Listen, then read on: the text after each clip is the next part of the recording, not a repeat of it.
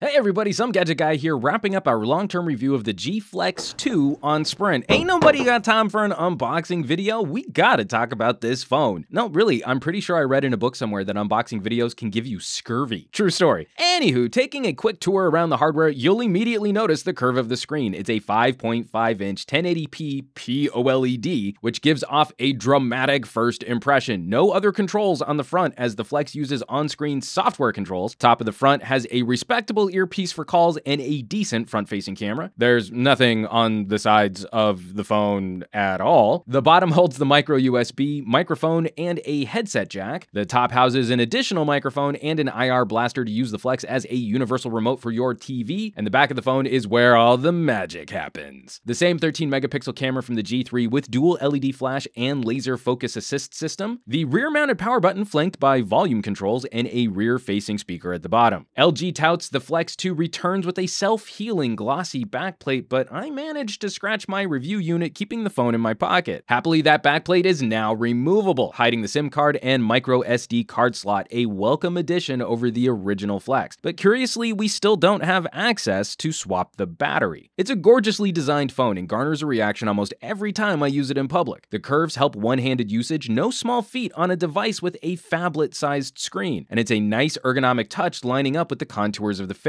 Plus, it's always a trip to see a device bend and then spring back to its original shape. It's a wholly unique feel for a phone. I don't have any issues moving back to a 1080p display. At a smaller than 7-inch diagonal, I don't see a radical improvement to the experience of using a phone, especially when held a couple feet from your face. More dots will always be better, yes, but we're quickly reaching diminishing returns on what that extra resolution will actually provide you in real-world use. I really like this screen, and like the original Flex, brings a subtle but dramatic cinematic effect to gaming and video played on the phone. I prefer OLED over LCD for that crazy contrast ratio and juicy colors, but recent LG displays have been a little on the dim side for my tastes. The G Flex 2 is ever so slightly dimmer than the G3, which is already a bit behind phones that have outdoor brightness modes like Samsung and Nokia provide. It makes the Flex 2 a little trickier to use outdoors. Performance is snappy, and for the most part, feels more responsive than the G3 which came before it. Throw enough background processes at it and the home screen will redraw, the UI will stutter, but I've had no complaints with day-to-day activity and usage. Where people will run into problems is when they run the phone hard for long periods of time. You'll need to examine your behavior. How do you game, for example? I'll fire up a couple races in Riptide, and that's enough for me to get my mobile gaming fix. However, if you grind for long periods of time while charging your phone, you'll probably run into some degraded performance. There have been plenty of people talking about thermal issues on the Qualcomm 810 processor, but even at its worst, it seems like the 810 can still hang with the 801 found in the G3, and the Flex benefits from a lower resolution screen which needs a little less horsepower. If a majority of your usage is social media, emailing, and texting, you'll rarely be affected by thermal issues. LG's UI is a happy balance between how Samsung packs on features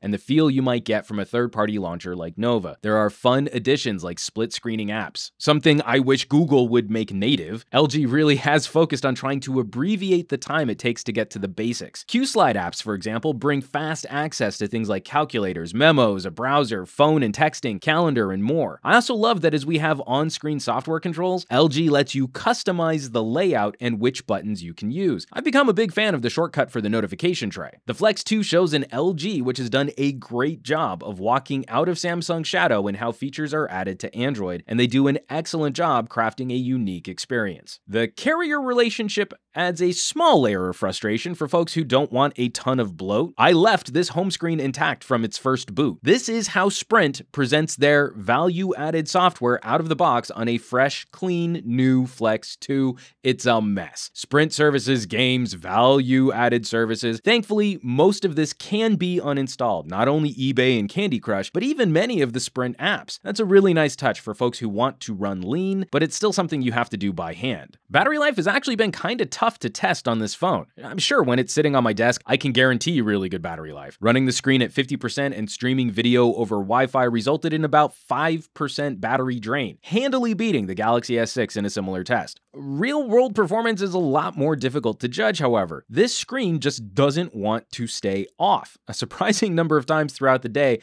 I'll pull the phone out of my pocket to see the screen or the camera is on and that battery draining fast. When I shot my UHD video comparison between the Flex 2 and the Lumia Icon, with both phones in airplane mode, the Icon ended a long day of shooting at 80%. The G Flex 2 ended that same day at 40%. When in a pocket, this phone just doesn't ever really want to settle down. This is the first phone I've reviewed on Sprint in a long while, and the first Spark-enabled phone I've ever used. In my area around Los Angeles, when you're on the Spark service, you'll get some really zippy download speeds, handily competing with AT&T and Verizon. While quality has improved, you won't quite find the same quantity or network coverage you might find with Big Blue. Camera performance is good. We're dealing with a nearly identical shooter as the one found on the G3. We, of course, have a full camera review for you to see how this thing handles real-world shots. I love that LG can offer up one of the simplest tap and shoot camera apps found on any device, but I still find controls lacking and really wish LG would restore the menus for things like exposure control. As for the camera hardware, Apple and LG have maxed out what we can do with this size camera sensor. There's really no way to improve the output without increasing the camera sensor size like Samsung, Sony, and Microsoft have. So where's that leave us with the G Flex 2? This is a killer device. I really enjoyed using it, and it's a competitive offering for folks looking at a flagship smartphone. It offers up one of the most unique hardware designs available, and no one can accuse LG of copying design elements here. As I mentioned in my comparison between the G Flex 2 and the original Flex, I just can't help but feel like the Flex 2 is more of a successor to the G3. It leaves a gap in LG's lineup for those folks who liked big phablet, 6-inch screens. I'm actually not the biggest fan of phablets personally, so I like the Flex 2 better than the big OG Flex, and I think the curves of the phone help it fit in the hand better than the G3. Still, those folks who want more of a mini tablet might feel left out. For most folks, however, blurring the line between flagship and phablet will likely score points in that you can have the same size screen as the one found on the iPhone 6 Plus in a shell only a little bigger than a Galaxy S6. The G Flex 2 reinforces again that LG